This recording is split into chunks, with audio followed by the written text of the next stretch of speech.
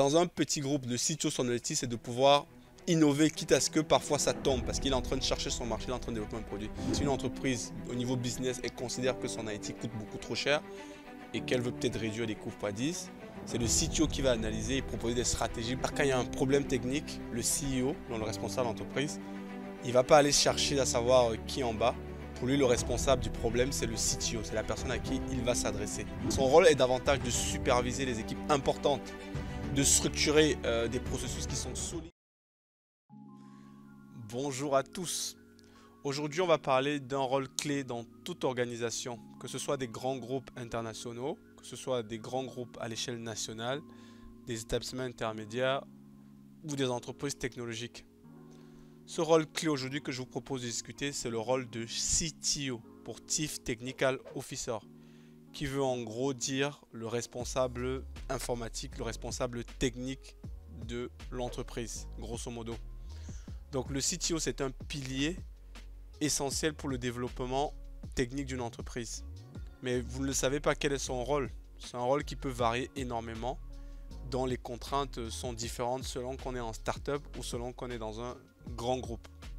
Je vous propose donc aujourd'hui dans cette vidéo de vous présenter le rôle du CTO. Je suis Hervé Gaël, je suis le fondateur et responsable technique, donc CTO de la société HKTech, qui est une start-up. Donc je sais de quoi je parle en tant que responsable technique d'une start-up.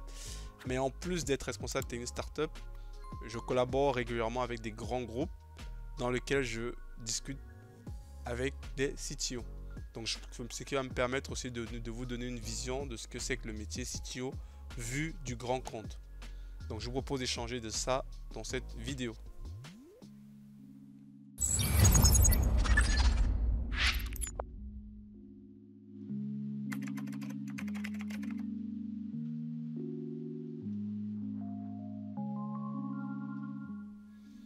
Alors, dans la partie 1, on va discuter donc du rôle du CTO.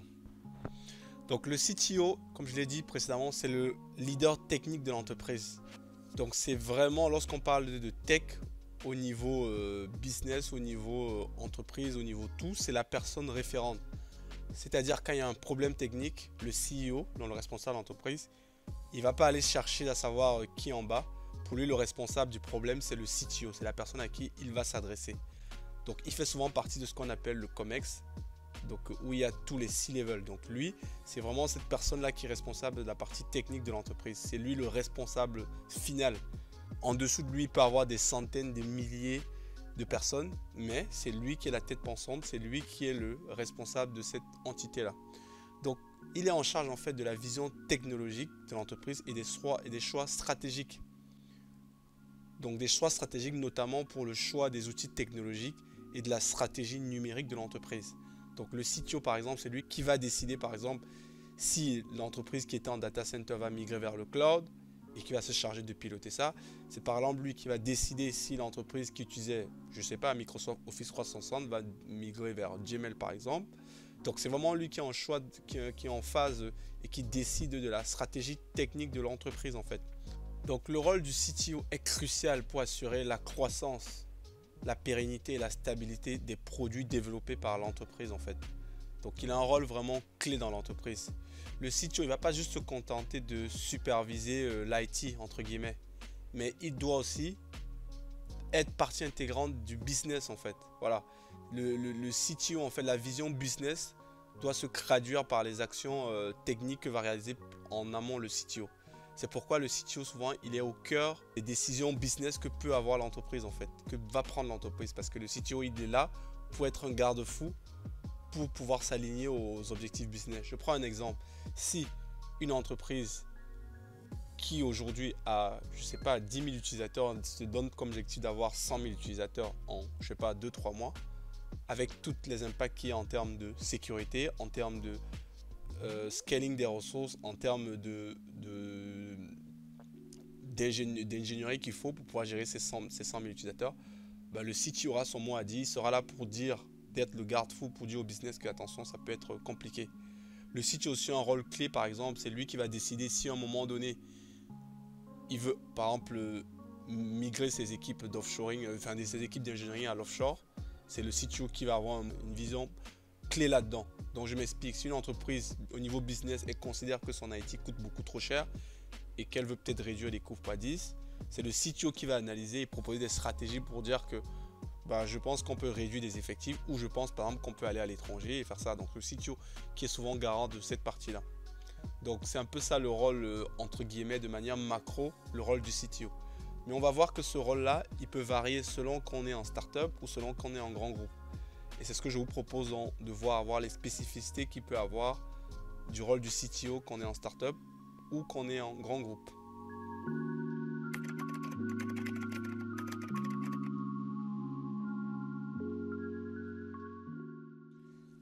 Donc on va commencer par le rôle du CTO en startup. C'est un rôle que je maîtrise parfaitement bien puisque c'est mon rôle aujourd'hui depuis 4-5 ans que j'ai mon entreprise.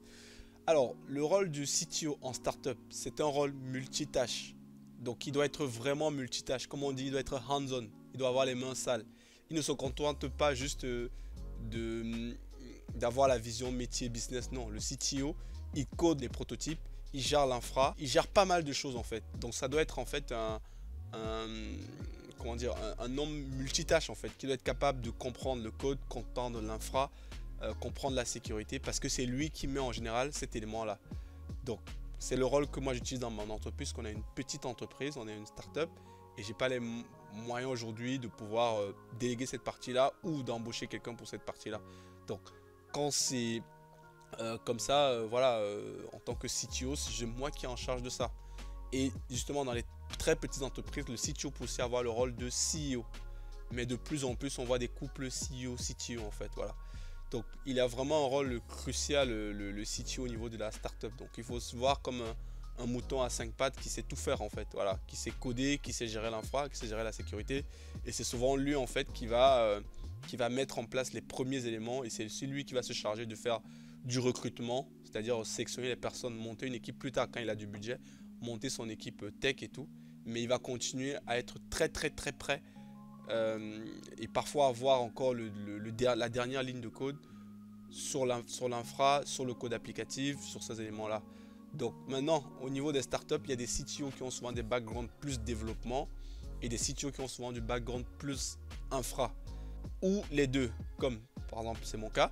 Mais en général, le CTO, en évoluant, il va sans doute choisir un domaine dans lequel il va être plus spécialisé et laisser la main.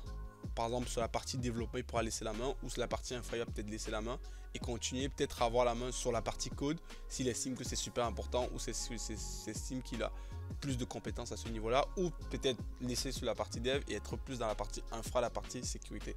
Donc ça, c'est un peu le rôle du CTO au niveau de startup.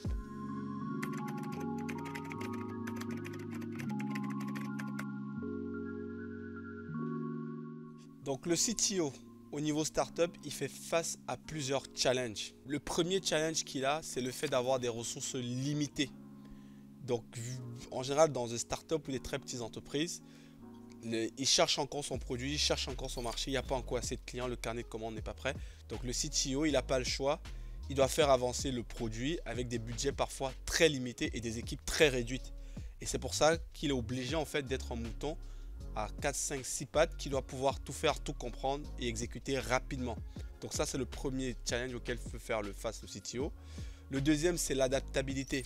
Le CTO doit pouvoir réagir rapidement aux différentes contraintes, que ce soit budgétaire, que ce soit technique, tout en gérant la fiabilité sur du très long terme en fait. Donc quand le CTO en fait, il doit pouvoir construire, designer des architectures de ses produits qui vont permettre de fonctionner très bien avec un petit budget, mais aussi derrière prévoir sur du très long terme ce qui va se passer si l'entreprise grossit, si l'entreprise fait une levée de fonds ou si pour X raison l'entreprise a subitement un très grand nombre de clients ou de budgets qui arrivent. Donc le CTO doit pouvoir gérer ça et prévoir tout ça. Donc ça, c'est l'adaptabilité. Le troisième focus, c'est l'innovation. C'est le cœur même du rôle du CTO. Il doit être innovant, surtout en startup. Il doit pouvoir avoir une double casquette pour pouvoir et réduire le coût et les charges de développement, tout en ayant une vision stratégique en fait de l'entreprise en fait. Donc, et c'est pour ça qu'il doit être focus sur l'innovation. Il doit proposer des solutions innovantes pour faire beaucoup avec peu. Et surtout pour se décharger mentalement pour ne pas avoir une charge mentale énorme et ne plus pouvoir rien faire. Dans mon cas par exemple, moi en tant que CTO de mon entreprise, toute la partie infra, je l'ai totalement automatisée. C'est-à-dire quoi? C'est-à-dire que aujourd'hui j'ai mis en place une architecture qui permet de déployer nos applications, de les superviser sans que j'ai à intervenir. Donc aujourd'hui, ce qui fait que les développeurs ils peuvent travailler facilement sur du dev. Moi aussi je peux faire du dev facilement et déployer l'infra n'est plus un souci.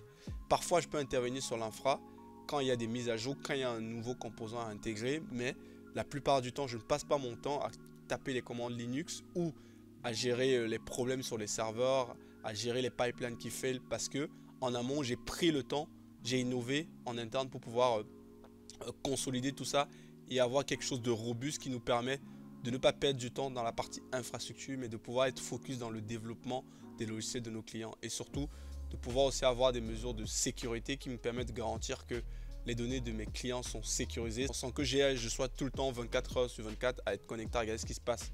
Dernièrement aussi, c'est aussi le monitoring que on a réussi à mettre en place. Dans le CTO, il doit pouvoir mettre en place tous ces outils là en fait.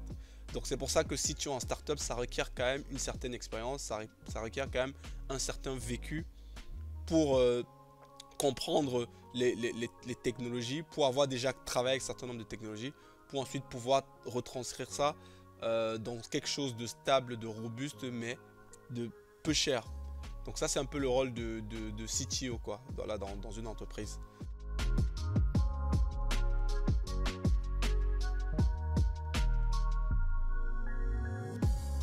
Alors, le rôle du CTO dans un grand groupe, qu'est-ce qu'il fait concrètement?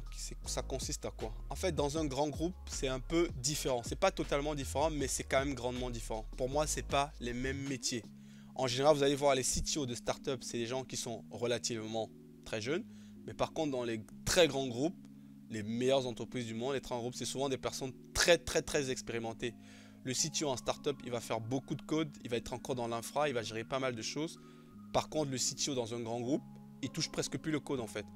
Il ne se connecte même plus au serveur, il ne saurait même pas vous dire, il n'a même pas forcément tous les détails de l'architecture technique de ses produits, de ses applications. Et parfois, il n'est même pas capable de vous faire l'inventaire de ce qu'il y a comme produit. Et c'est tout à fait normal parce que c'est énorme. Alors que dans une startup, lui, il doit maîtriser tout ça. Donc dans un grand groupe, qu'est-ce qu'il fait concrètement en fait? Son rôle est davantage de superviser les équipes importantes, de structurer des processus qui sont solides en fait, afin de garantir la stabilité de l'infrastructure. Donc il va s'appuyer justement sur un pool de managers très solide à qui il va déléguer en fait sa vision. Donc en termes de CTO de grand groupe, c'est plus une vision qu'il peut avoir. Et bien sûr, c'est une vision qui découle des objectifs business que lui a fixé le CTO ou les membres du COMEX. Donc dans un grand groupe, en fait, le CTO, lui, il va plus faire office de facilitateur. Donc il va être là auprès de ses équipes, de ses managers pour pouvoir leur faciliter le travail, aller leur chercher des budgets nécessaires pour avoir des équipes solides pour pouvoir répondre à ses besoins. Voilà, décider des initiatives technologiques, soit avec le métier de l'entreprise, soit avec voilà, des contraintes, je peux dire des contraintes imprévues, comme par exemple une faille de sécurité, une intrusion, etc. quoi. Donc il doit faire face à ce genre de challenge quoi.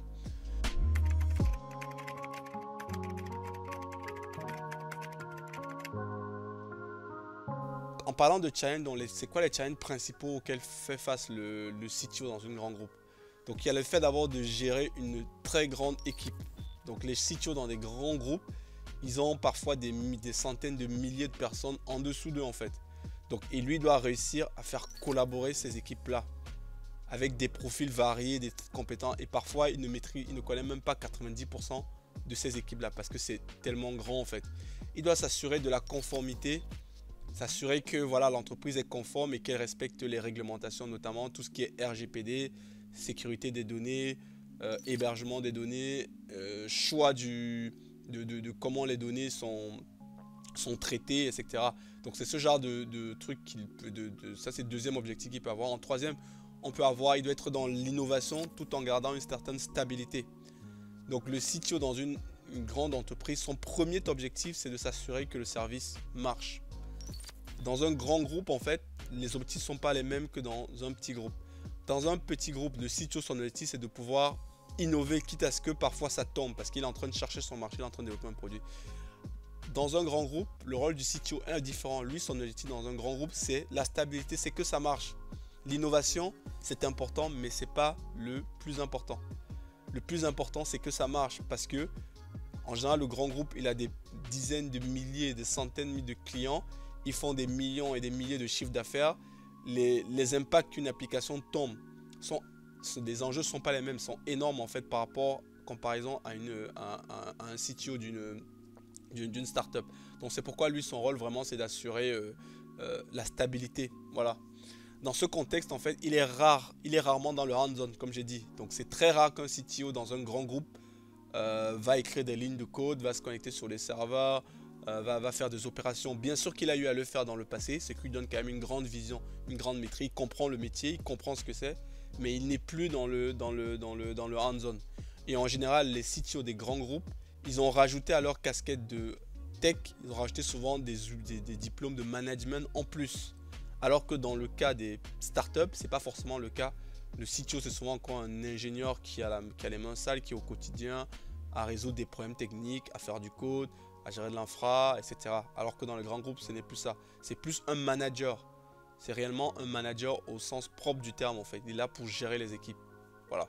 Donc c'est un peu ça la différence entre un rôle de CTO dans un grand groupe et dans un rôle de CTO dans une startup ou dans une petite entreprise.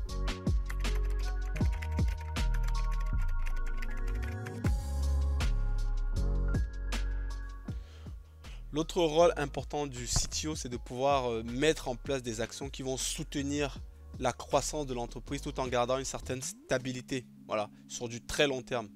Et il doit être à l'avant-garde en fait des dernières technologies, des dernières tendances, pour être en phase avec son temps.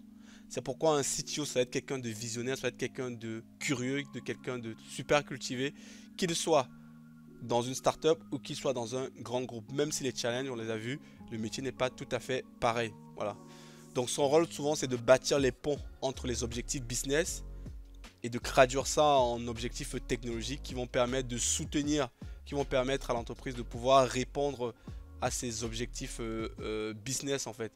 Donc dans une entreprise en fait, si à la tête il y a un CTO qui n'est pas en mesure de répondre aux enjeux business ou qui n'est pas en mesure de pouvoir mettre en place des mesures pour répondre aux besoins du business, il y aura un problème quoi. L'entreprise ne pourra pas atteindre ses objectifs. C'est pourquoi le CTO c'est vraiment quelqu'un de clé dans une entreprise en fait, et il travaille souvent en relation avec comme j'ai dit, les C-level, donc avec le CEO, pour pouvoir traduire cet objectif là et de trouver les ponts pour que les deux puissent correctement discuter et s'assurer que le business n'est pas totalement déconnecté de la réalité.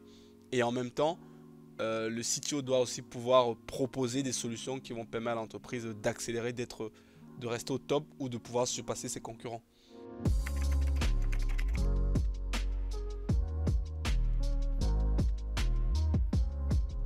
Donc, en définitive, en fait, on a pu voir que le rôle du CTO, en fait, c'est assez transverse. C'est technologique, mais ce n'est pas que technologique. Donc il y a beaucoup de management dans son rôle. Il faut connaître la technologie. Donc c'est pourquoi c'est un rôle clé. À la tête, c'est souvent des personnes qui ont un background assez technique, qui sont capables de comprendre les tendances, qui sont capables de s'adapter et surtout qui sont capables de pouvoir traduire la vision claire du business en réalité technique, quoi. Voilà. Donc c'est vraiment c'est vraiment un rôle clé dans une entreprise, grande ou petite entreprise. Et dans les startups, on parle souvent du couple clé CEO-CTO. C'est pour ça que vous allez voir de plus en plus les financiers, lorsqu'ils veulent financer une entreprise technologique, c'est pas le CEO qui les intéresse, c'est souvent le CTO. Quel est son background, qu'est-ce qu'il a fait, qu'est-ce qu'il a réalisé, voilà. Donc c'est pour ça le CTO, c'est souvent quelqu'un de super clé en fait dans le développement de toute entreprise, que ce soit startup ou grande entreprise, quoi. Voilà. Donc on est arrivé à la fin de cette vidéo là, je vous remercie énormément. Et si vous la trouvez intéressante, n'hésitez pas à partager, à vous abonner et à liker. Et je vous dis à très bientôt pour une prochaine vidéo. Merci, au revoir.